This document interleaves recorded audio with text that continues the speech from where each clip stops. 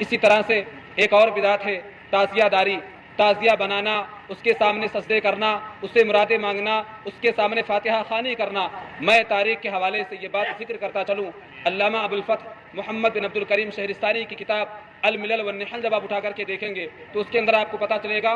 کہ سب سے پہلے تعزیہ بنانے والا آدمی اور اس کی جانب دعوت دینے والا آدمی مختار بن عبید ثقفی ہے۔ اور مختار بن عبید ثقفی یہ بہت بڑا شیعہ آدمی تھا، بہت بڑا جھوٹا آدمی تھا، اور مختار بن عبید ثقفی ایسا آدمی ہے جس نے نبی ہونے کا دعویٰ کیا تھا۔ اسی مختار بن عبید ثقفی نے ایک پرانی کرسی کی عبادت شروع کی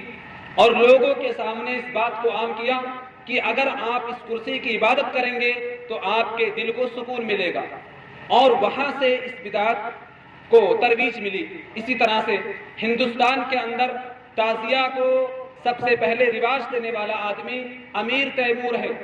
اس نے کربلا سے حضرت حسین رضی اللہ تعالیٰ عنہ کی قبر اور ان کے روضہ کی ایک کاپی، ایک نقل منگوا کر کے اس نے اسے تعزیے کی شکل دے دی،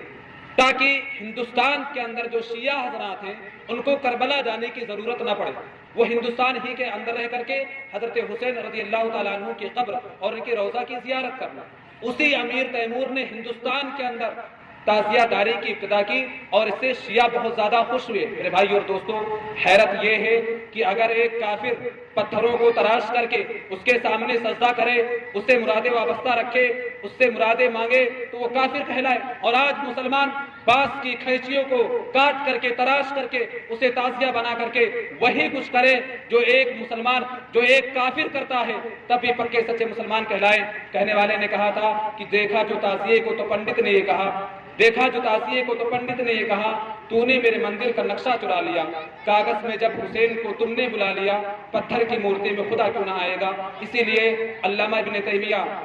اور عبد القادر جیلانی، شاہ ولی اللہ محدث سے یہ باقاعدہ فتویٰ ہیں کہ تعزیہ بنانا، اس کے سامنے جھکنا، اس کے سامنے فاتحہ خوانی کرنا، اس سے مرادیں وابستہ رکھنا، یہ ساری کی ساری چیزیں